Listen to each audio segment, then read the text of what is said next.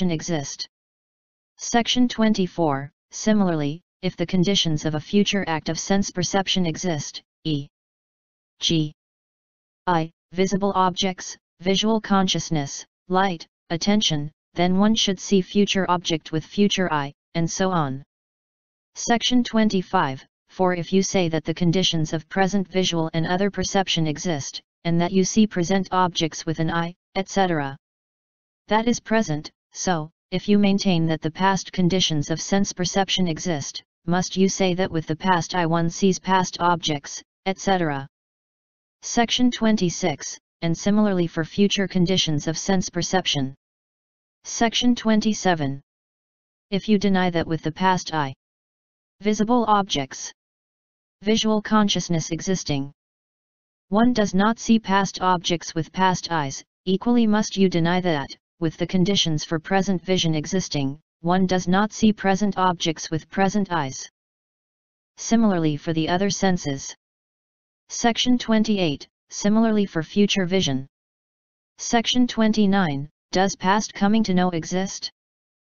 If you assent, you must admit that the function of knowing is done by that same past coming to know.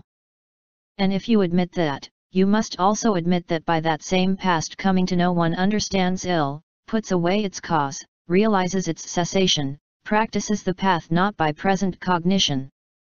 Section 30, the same argument applies to future coming to know. Section 31, does present coming to know, or cognition, exist, and is the function of knowing performed by that same present cognition? If you assent, you must admit that, past coming to know also existing, the function of knowing is performed by that same past cognition.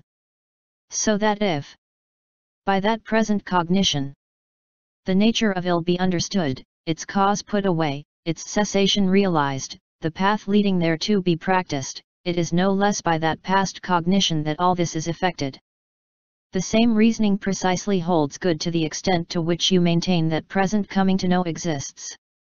But you maintain that, whereas the past process of knowing exists, it is impossible to perform the function of knowing with it. Then, by parity of reasoning, surely it is equally impossible to know with the existing present process of knowing. More particularly, if you cannot carry out the four truths concerning ill with past existing cognition, neither can you do so with present existing cognition, which is absurd. Future knowing and present knowing are mutually involved in just the same way. Section, do the corruptions of his past exist for the Arahant? You reply yes. But is the Arahant now lustful with that past? Yet existing lust? Hostile with that hate? Ignorant with that dullness? Vain with that conceit? Errant with that error?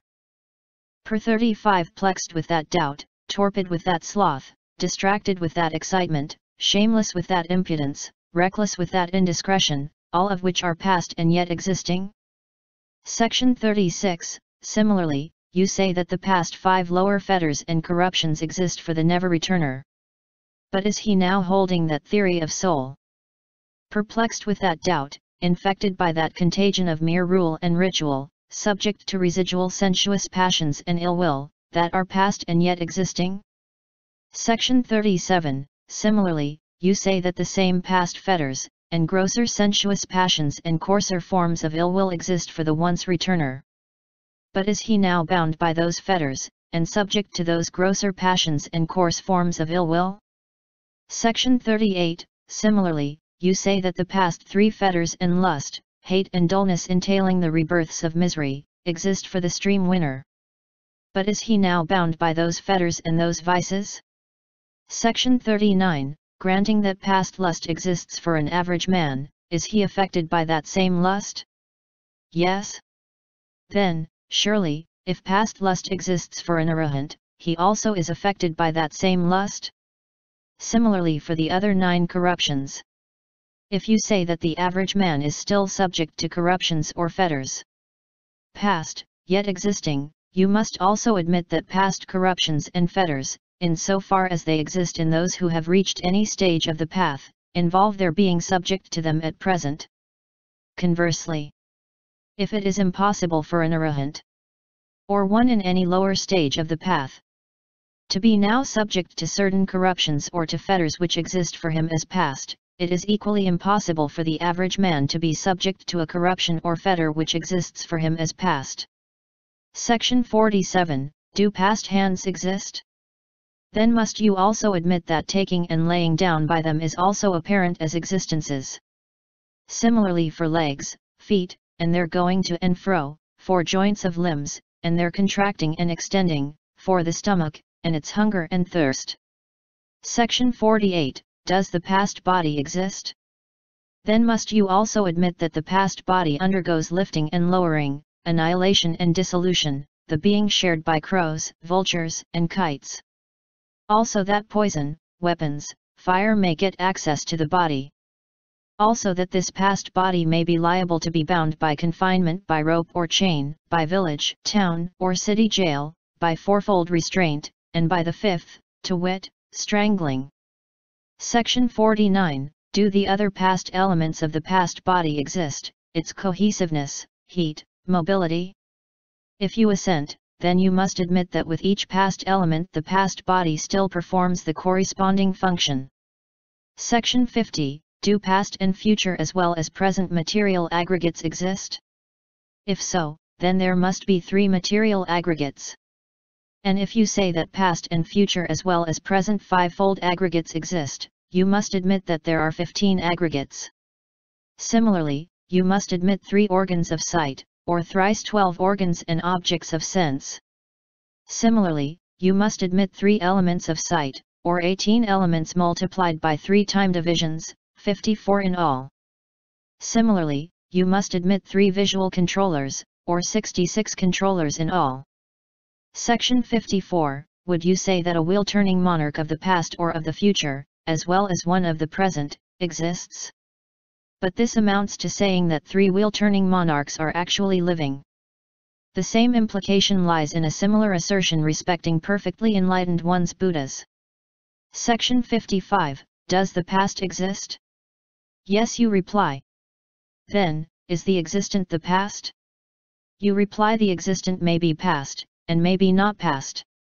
But herein you make out that the past may be the past and may be the not past. Your position is wrong, and you are refuted. Section 56. You are similarly involved if you say that, whereas the future exists, the existent may be future and may not be future. So also for the present. Similarly, if you affirm that nibbana exists, but that the existent may be nibbana, may not be nibbana. This amounts to saying that nibbana is or may be not nibbana is, or may be nibbana. Sabbathavadan. Is it wrong to say the past exists, the future exists? Theravadan. Yes. Section 59, Sabbathavadan. But was it not said by the Exalted One? Whatsoever material quality, bhikkhus, whether past, future, or present, whether internal or external, gross or subtle, common or excellent, distant or near, is called the material aggregate. Whatsoever feeling, whether past, future, or present, of which the foregoing may be said, is termed the aggregate of feeling. So also are the other 3 aggregates. Surely then the past exists, the future exists.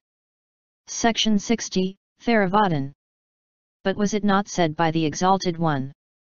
These 3 modes in word, term, or name, bhikkhus, which have been distinct in the past, are now distinct, and will be distinct, are not condemned by recluses and Brahmins who are wise.